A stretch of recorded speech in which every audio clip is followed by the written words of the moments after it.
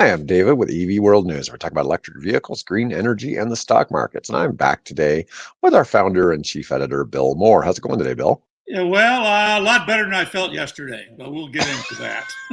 Yeah, well, I guess we can have some post-election depression, right?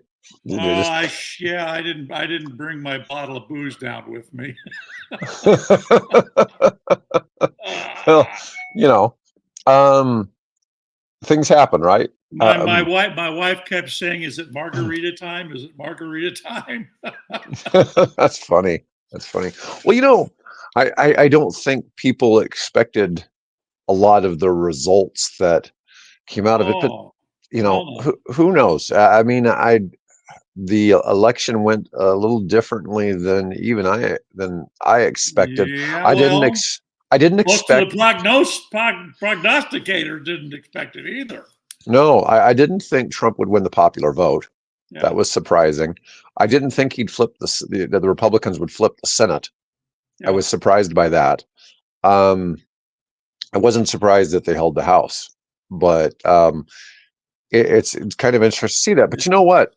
In 2020, didn't Biden flip both? I mean, like he had all three in 2020, I think. I know Obama did in 12. Yeah.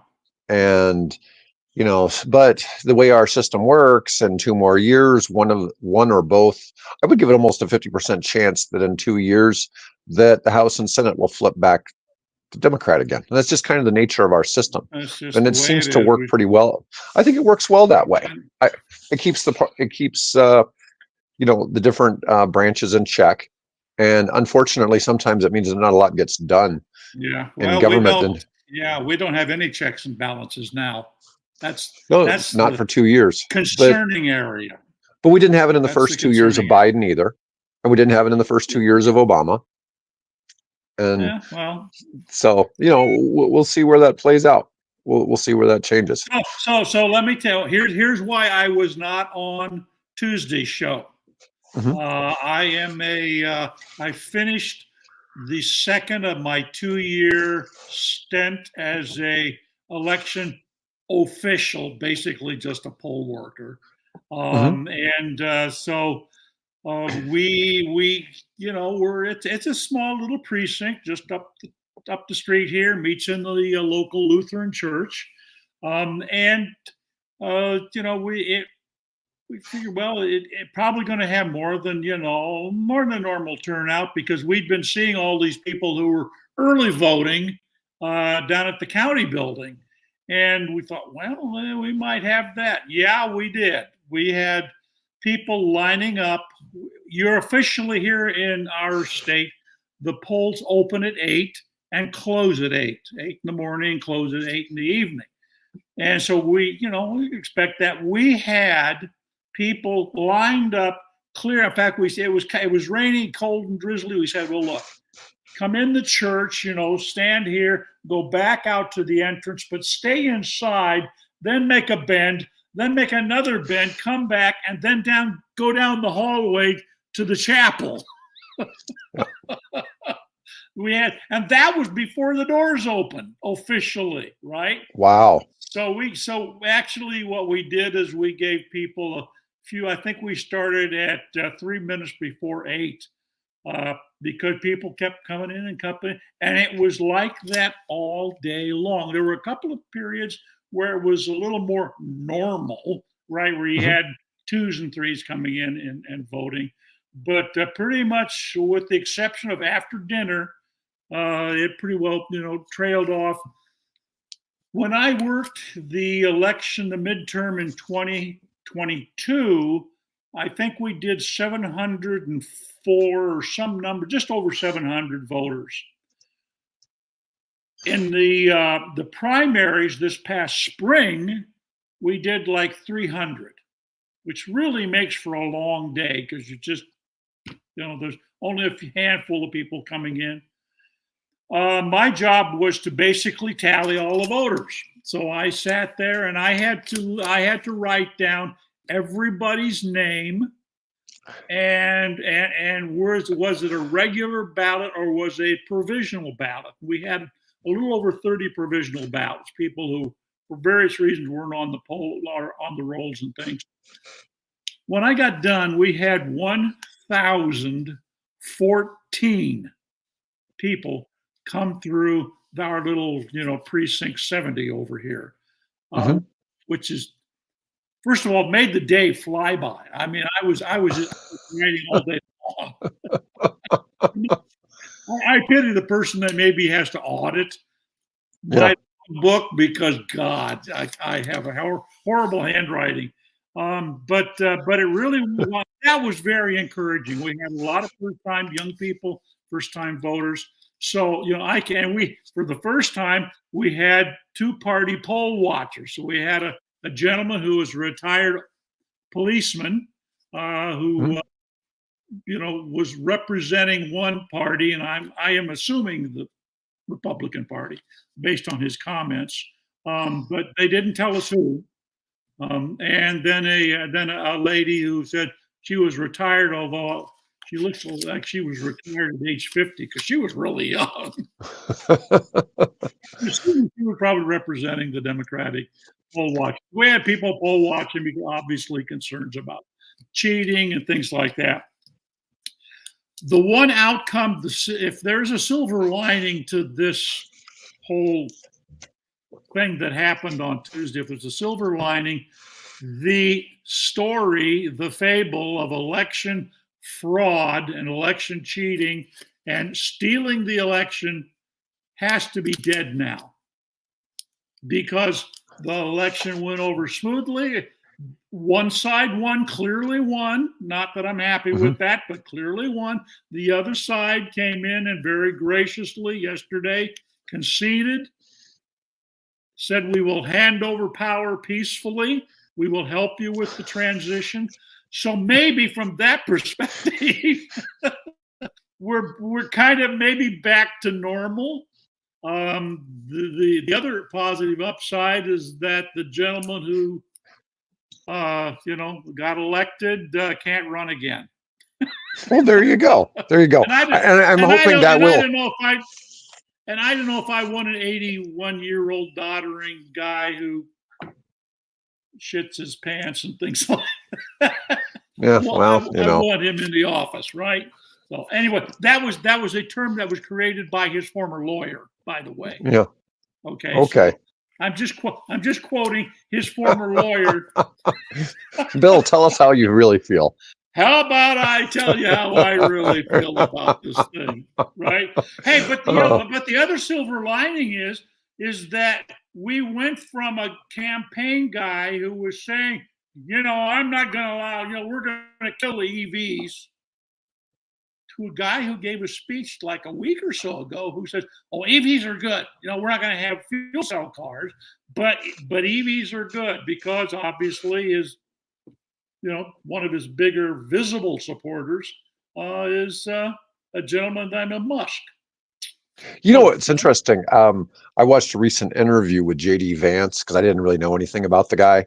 Right. And he's anti-wind.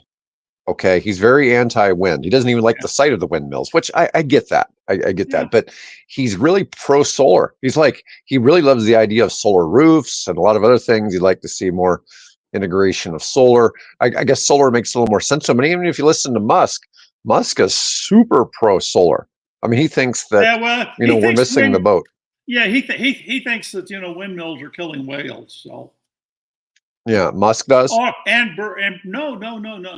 I know Vance does. I know Vance thinks that it's killing whales. The guy that won the election.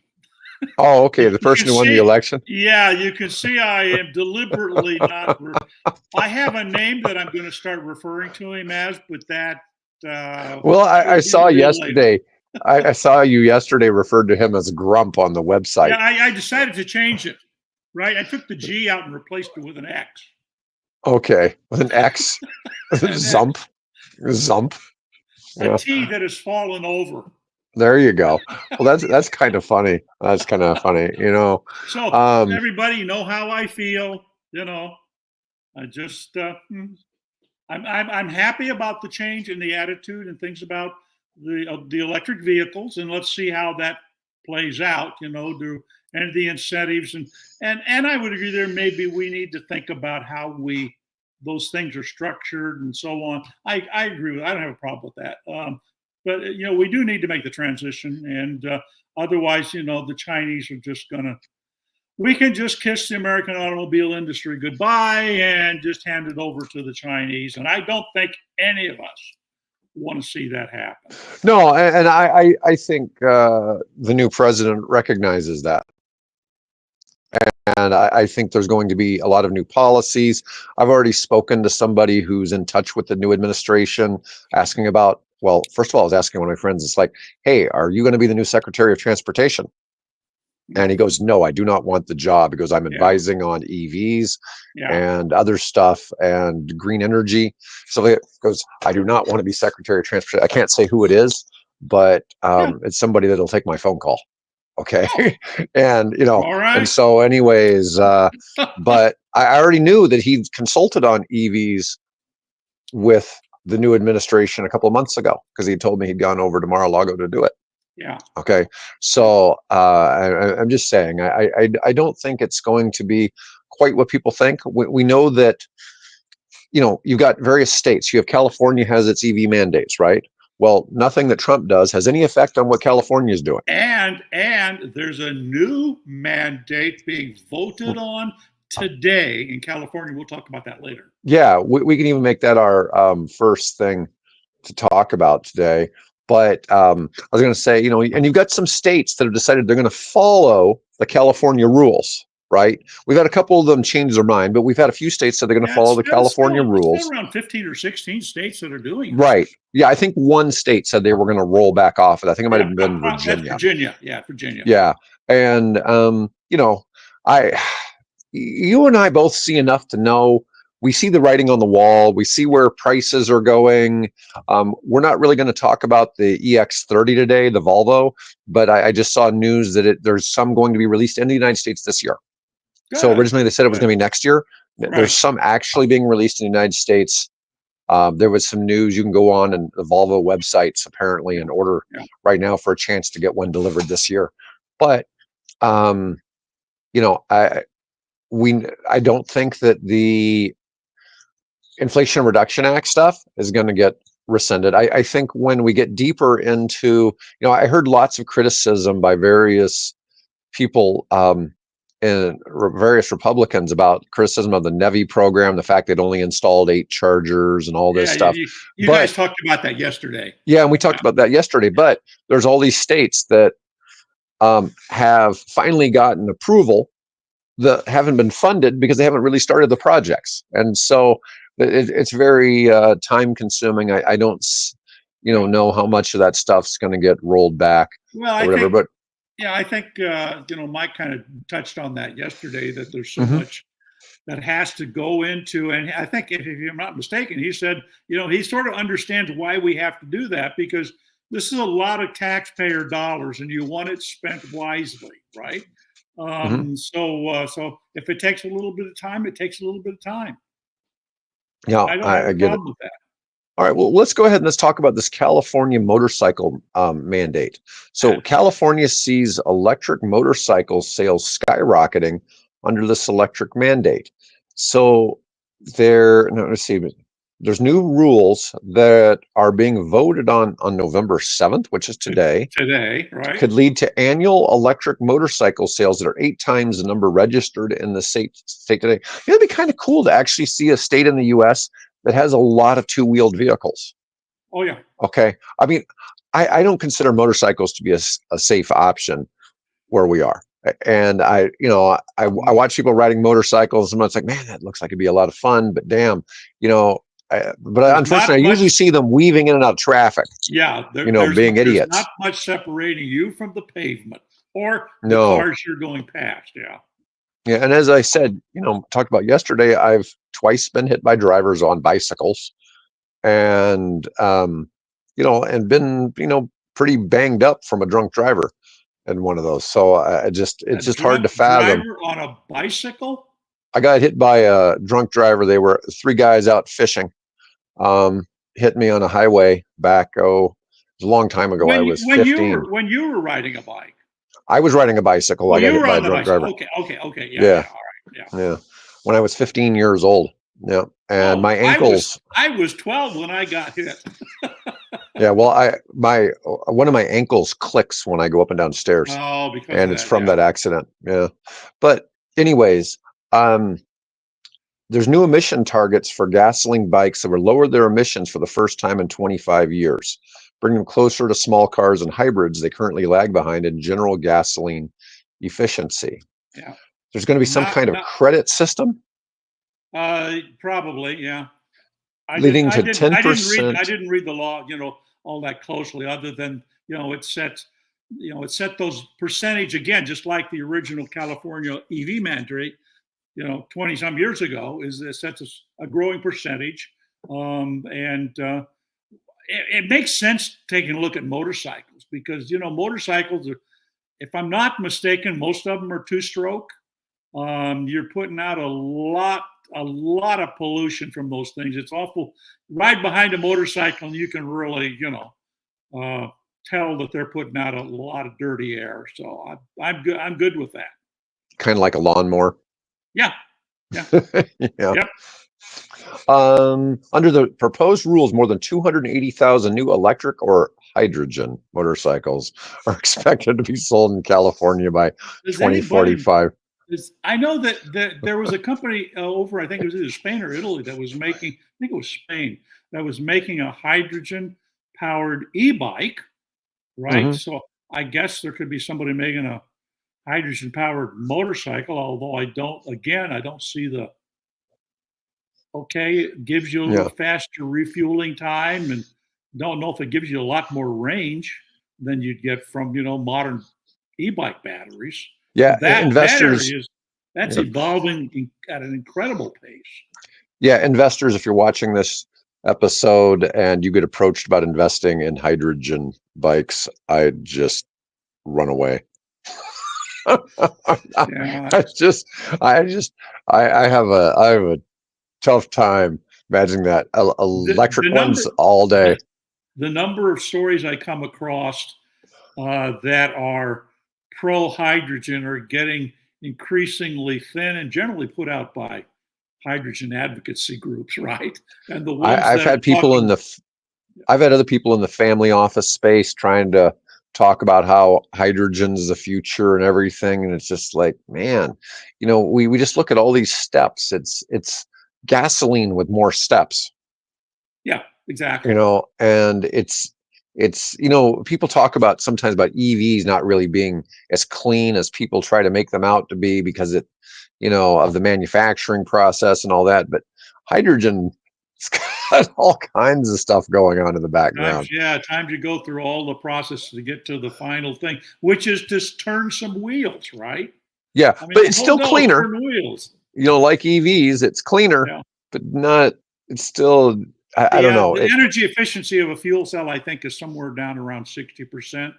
Gasoline engine is somewhere down in the mid 20s. If Yeah, that, at best. diesels are right around 40% in that area, 30 to 35 to 40%. I think it's 38 or 38. something. Yeah. And then you get, a battery electric car is up in a battery powered 90. vehicle is up in the 80 to up, to the 90 and getting better. Right. Yeah. So that's I don't know. But anyways, it's I don't completely understand the EV mandate though in California. They're wanting half of all motorcycles to be electric, or half of by 2035, Mm-hmm. which when they're wanting, what is it? Aren't they wanting all car sales to be electric by 2035? Well, wouldn't surprise. I don't know exactly. Yeah. That sounds about right. Yeah. Yeah, I'm just saying it's kind of a tough one. Some of the tougher California mandates, a few years ago, they said you couldn't drive a 18-wheeler in California if it was manufactured before like 2011 or something like that. And that seemed overly optimistic. Yes, because it really hurt transportation during COVID. And so it didn't help that you couldn't. What was happening is you were basically having to operate these vehicles from Arizona ship the goods over to Arizona or Nevada, and then swap it to a different truck. Well, the concerns, as I remember that, right, in the early days, the concern here was what was happening in the port areas, because there was so many diesel vehicles, trucks that were either moving cargo containers around, the storage area, or the trucks that were idling, waiting to get their load so they could take off, and head up the 5 or out the whatever highway that they were destined to either go to Arizona or go up up to the Bay Area, or head west head east, across the Rockies and the Great Plains. It was those concentrated port areas around Long Beach and the city of LA and San Diego that they had these huge plumes, of diesel vehicle. And not only that, but the ships, the cargo ships were tied up there, but they were still idling and running until they got a program going where they would actually plug the ships in and let them run off of electric power. And now, of course, most of those dock vehicles moving around are now diesel vehicles, are electric vehicles as opposed to the diesel.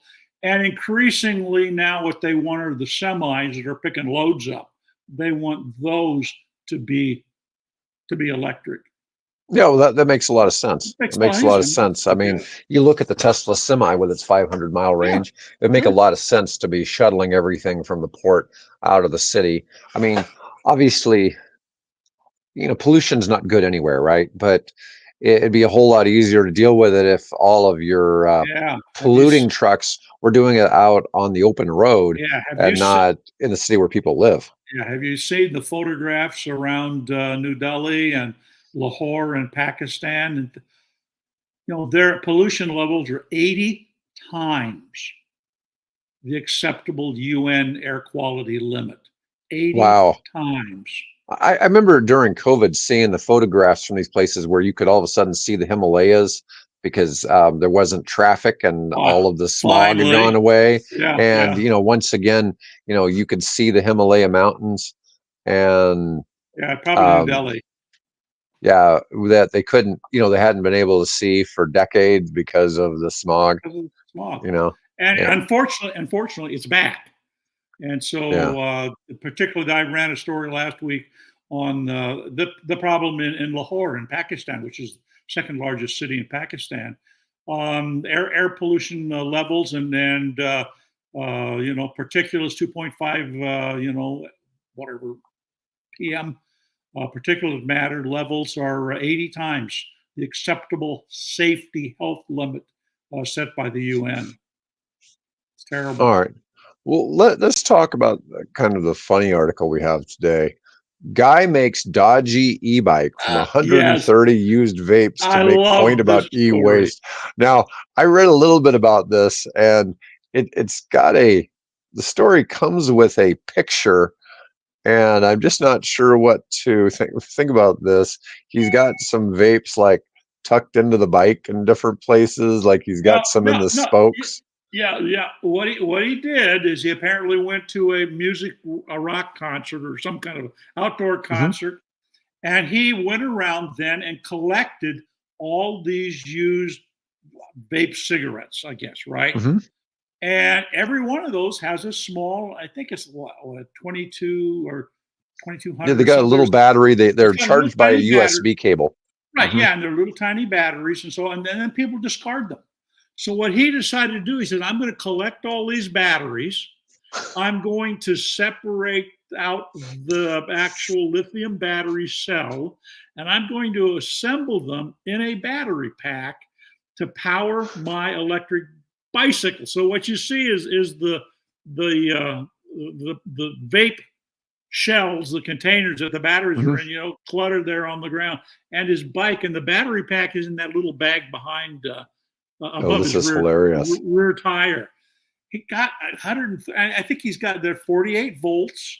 I think it'll go something like, if I remember correctly, it was like 20 kilometers or something like that.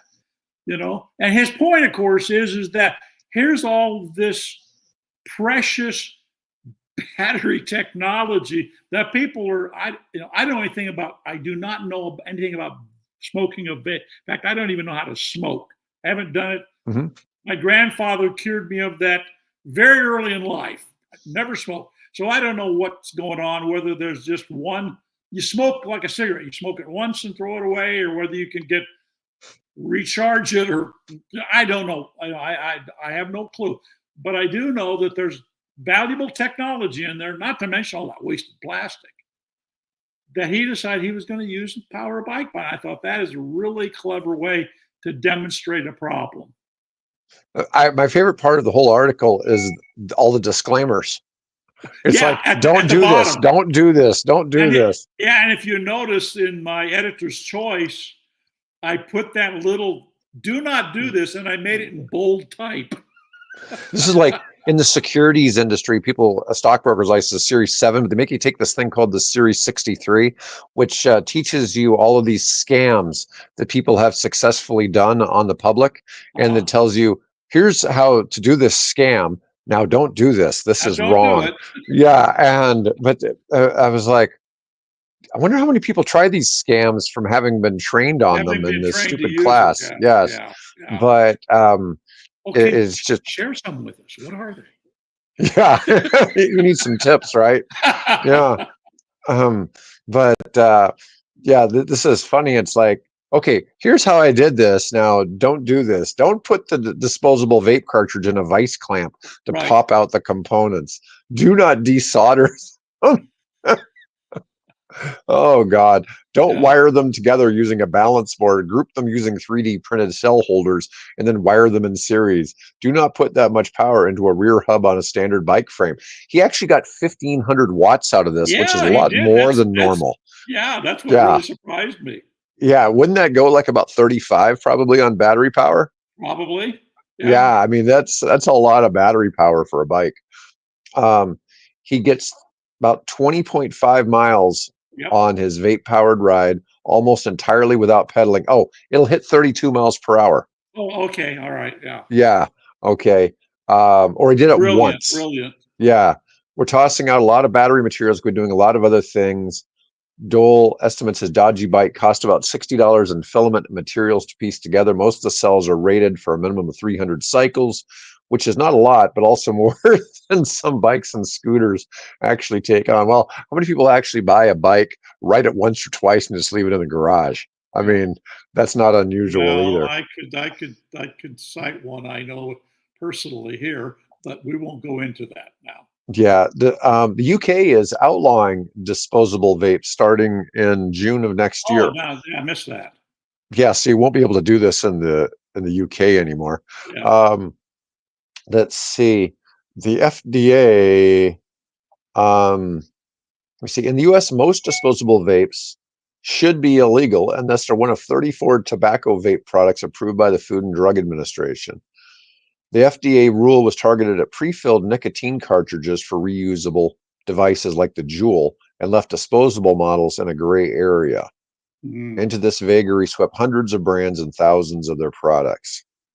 I don't know. There's a lot of people who have switched from cigarettes to these things, and they definitely, while they're still bad for you, they're not as bad as people on some of the other stuff.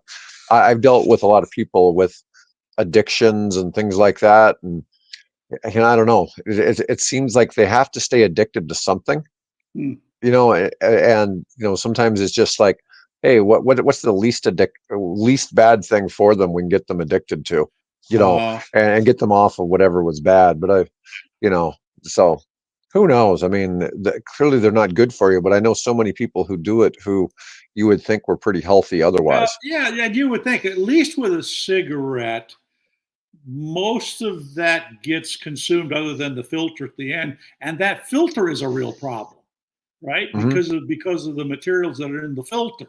So that's a whole other. I think somebody went around and collected, and they got thousands and thousands of these filters they've collected, and then apparently tried to figure out how to recycle them or do something with them.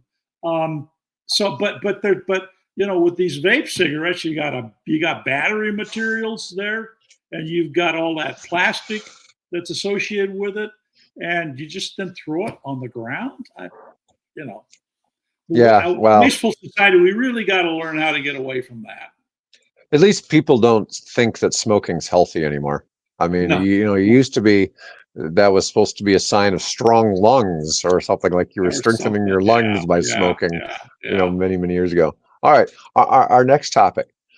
New research underscores persistent gender gap in EV adoption. For some reason, women are not purchasing EVs at the same rate men are. Now, I think this is just my perception. For women, a lot of decisions are based on safety, and maybe they don't feel that having a vehicle, that charges slowly, maybe they don't consider that to be safe. I don't know.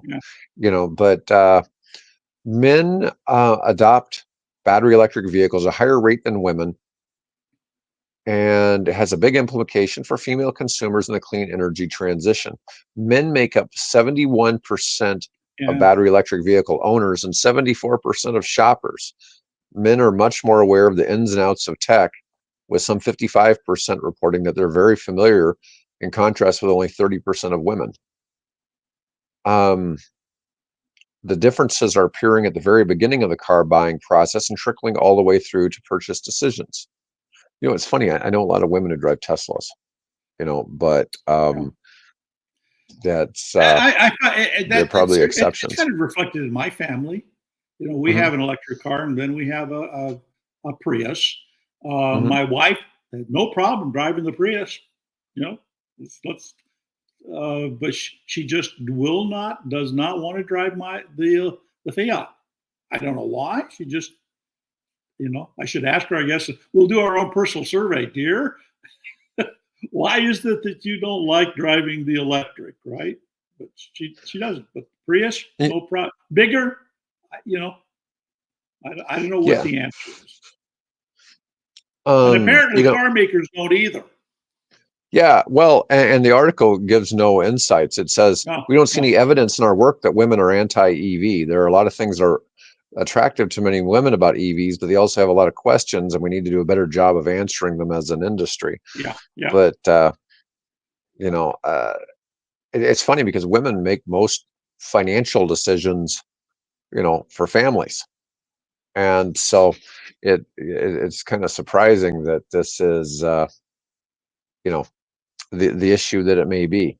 So who knows? But this article was kind of a non-starter from Emerging Tech Brew. It stated something, but it didn't actually really offer any information on the topic. And maybe that's the whole point, that we don't know, and nobody has. You would think that all the research and psychology and stuff that goes into trying to figure out what people buy and why they buy it would be devoted by car companies on this topic, and apparently it either isn't, or they don't have any solid concrete evidence one way or the other.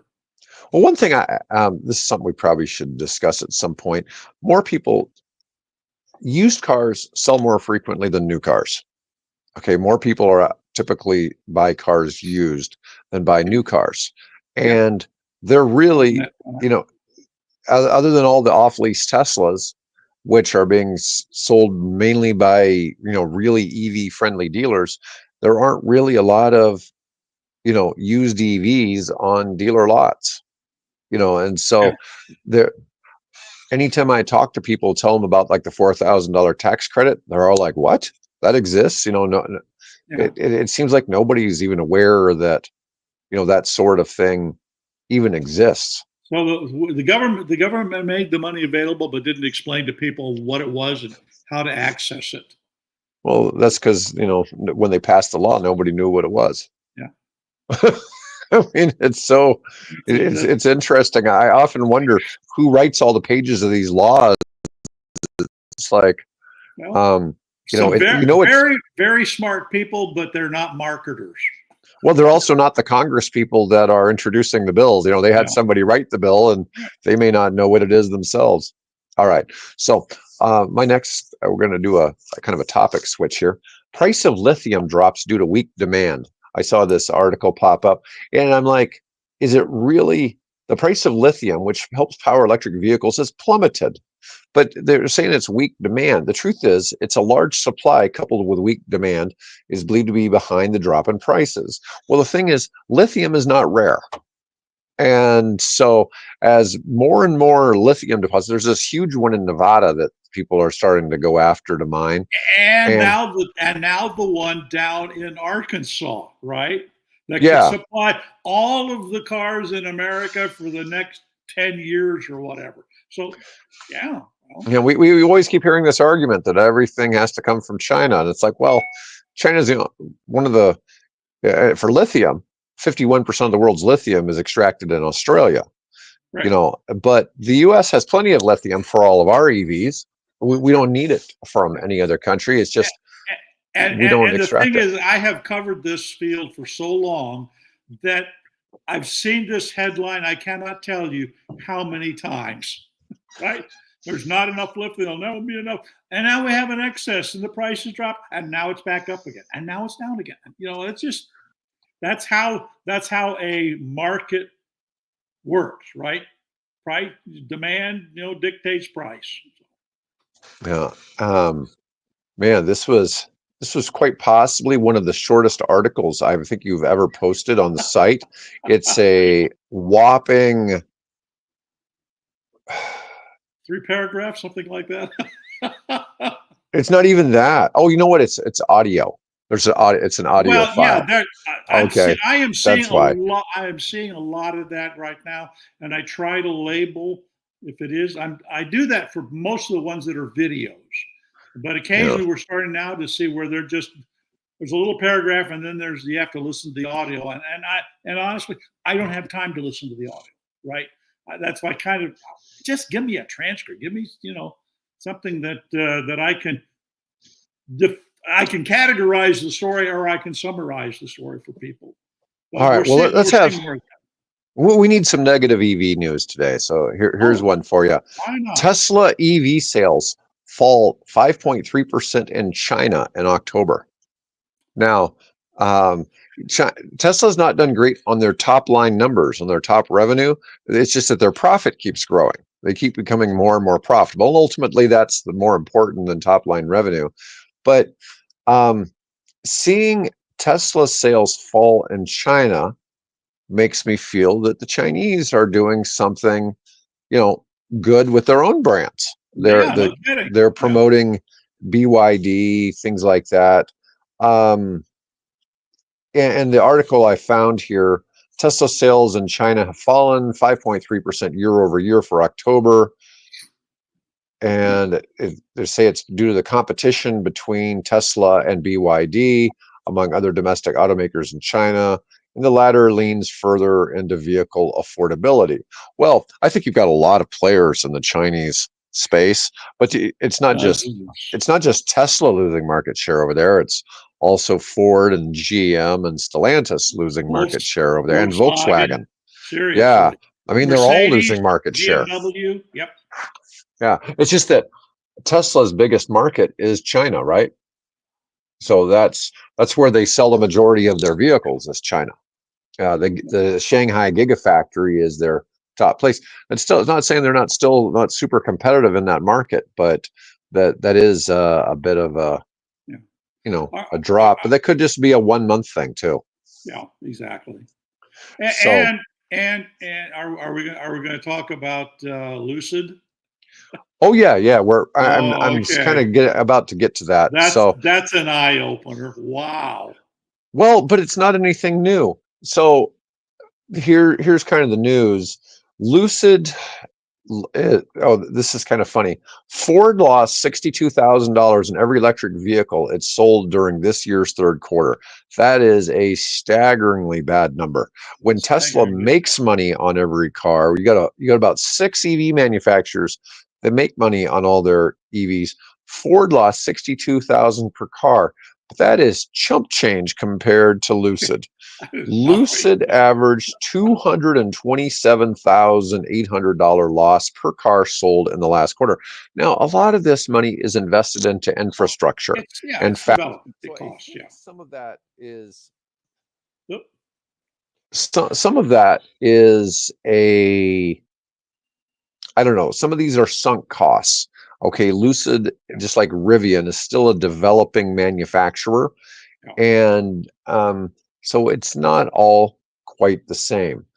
Let me see. In November of 21, Lucid had reached a market value of $91 billion, despite only having delivered And 125 that's bigger cars. than what they say, Cooper.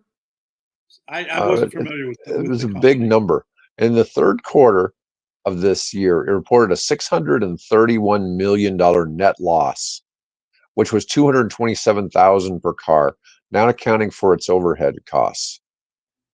It also cut its production forecast to prudently align with deliveries, which in plain English means demand for its pricey EVs is flagging. I don't know. I mean, Lucid really has, up until just now, where they're starting to take orders for the Gravity. And so a lot of this cost is cost they've sunk into the Gravity, which they haven't even started delivering. So the only vehicle they have is the Air, and the Air is, it's in a price point where it's just too expensive, for most people, and the price point it competes in, there's too many options. There's just a lot of vehicles out there. But who would have thought that millions of Americans would not be lining up to pay $125,000 for an EV? Well, a little sarcasm there. Yeah, they've actually brought the Air, the cheapest version, can now be bought for $74,900. The high prices generally disqualify buyers from tapping into the $7,500 federal tax credit, although you could I'm sure they sell lots of them on the leasing loophole. Okay. Now that leasing loophole is something that people theorize that Trump will stop. But who knows? Who knows if he really will or not? I mean, that's just theory, right? Now, on the positive, upbeat side, though, there's an article I posted today where the guy says if you drive the Lucid, I think it's the Lucid Air. I don't know if he's gotten a hold of her Gravity yet, but one of probably the Air. He says you will be swearing, and I sort of explained that with my slightly reviled headline. Oh shit. because it is so fast. Not only is it quicker, the quickest electric car out there, a commercially made car out there, it's the fastest car, period, out there, is the way he puts it. Yeah, well, I mean, they're nice looking. There's no question they're luxurious. They're nice looking, but when you get in a car, you step on the accelerator, or the driver steps on the accelerator, you're sitting in there, you're thinking, yeah. What did I had that happen with me. A gentleman, the guy that owns the roofing company that repairs my roof, let me drive his F-150 Lightning. And I said, all right, let's see what this thing does. And I stepped on it and I said, okay, this sucker, I mean, my little Fiat's fast, doesn't hold a candle to that F-150. No, it's nuts where some of that is at. Yeah, so Lucid stock year to date is down about 47%. It's trading right now at $2.21. Yeah. And I haven't talked to Adib, but I would suspect that it's probably a good time to be buying Lucid. Lucid's one of these companies that's protected by the Saudis. And I think they just finished another what was it? They own like 64% now of the company. Yeah. Well, I don't think that's changed much. Supposedly this deal, I just posted the story today, so that they have just finished a deal that they were going to promise to acquire so much of the company. You'd have to, if you do a keyword search for Lucid, it'll pop up in the list for today. Well, Lucid just opened up a new production facility in Saudi Arabia, Right. and the Saudi Arabian government has pledged to buy 100,000 of its vehicles. Well, I don't know. I don't think they've even made 20,000 vehicles to date. No, no. So, I think what they're up. I don't think they're at 1,000 vehicles yet. I think the number I saw was somewhere in the 600s. I know they've produced a few thousand, because I know at one point they had like 1,500 vehicles sitting unsold in Arizona. So I know they've produced something. Well, maybe that's more, but within they may not have hit market, 10,000 yet. Oh no, they haven't. Yeah. Let's see. Oh, Rivian is losing $30,000 per vehicle, which was down from $67,000 in the first quarter Making of progress this year. And then last year it was $124,000 in the last quarter of last year. Yeah. So they are up over 3% today, though. Let's see. So Lucid was up a couple percent today. Let's look and see, where is Rivian at today? Like 3.5, something like that. At least they were when I checked this morning. Oh, and I should mention, of course, we should probably at some point talk about Canoe. Their lead lawyer and their CFO quit. Oh, I didn't see that. Yeah, they quit, and so of course they did the layoff of 30 employees out of the Oklahoma facility, the furloughed, because they're going to bring them back, I guess, after the first of the year at some point. What's odd is Canoe's up 6% today on that news. That's probably why. And they got a facility. They were handed apparently a facility to make borrow cash from this entity. But basically what I did is I said, okay, guys, so yesterday I sold the very small handful of shares that I had. Yeah. So, yeah, it's interesting. Oh, they're up today, but for the month they're down 57%. Oh yeah, terrible. Mullen Automotive is up to $1.77 now. That's interesting, because they were below $1. Yeah, they just did it. They just the come on, what is it? The truck. They're doing all right. Well, it looks like maybe they may make it. Yeah, what did I trying to say? Starts with a B. The truck Bollinger. Side. Bollinger Motors. Yes, so Bollinger just announced that they had gotten a nice financial boost. I forget whether there was cars or trucks that were ordered, or whether they got more money available to them, something like that. So, well, I know Mullen a couple of months ago sold a whole lot of vehicles into the Middle East, and they got a big upfront payment, and to help with production of that. So that was a very, very big thing. But let's see. So there was this article in Yahoo Finance talking about Rivian stock plunged after the election. Is it a buying opportunity?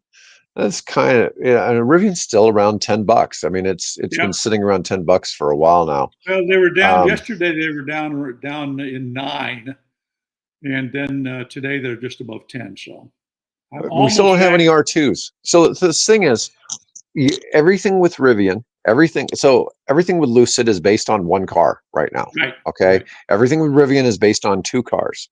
But Rivian and Lucid both have new, less expensive SUVs about to come out. Lucid has the Gravity, Rivian has the R2 and the R3, and at some point soon they'll start delivering those. And I think that Rivian, once they get out there and can start, delivering, 20,000 or more a year of these R2s, maybe they'll get their numbers in line. Yep. That's, I'm holding them. I'm not in any hurry to sell them. So yeah, I think Rivian's going to be all right.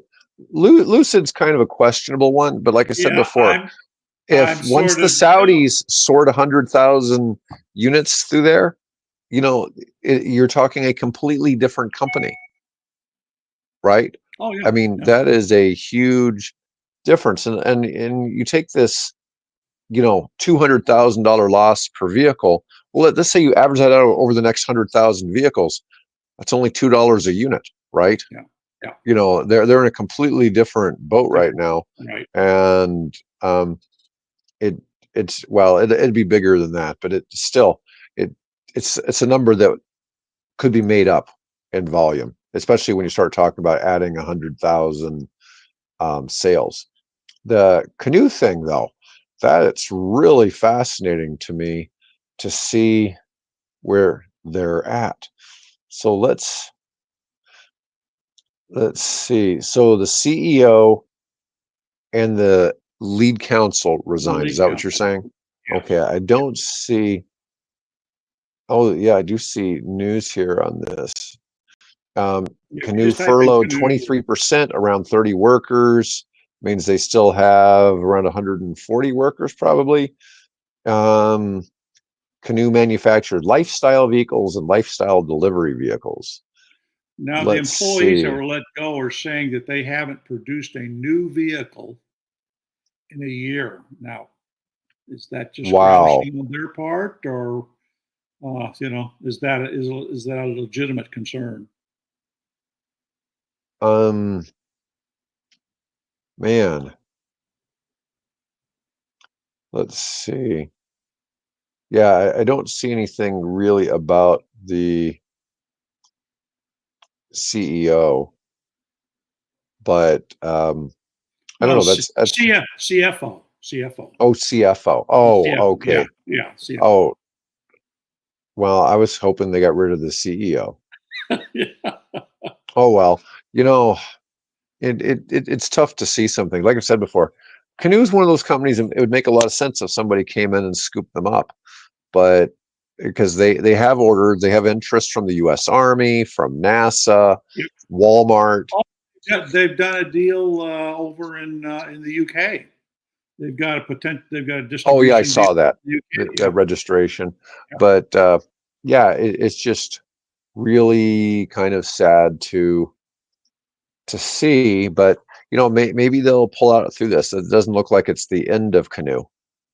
So just some more bad news. I mean, Yeah. nothing I really see with some of these companies really even seems like good starting news. Um, let's see. Cattle solid state EV battery cell with 500 watts per kilogram energy density enters trial production.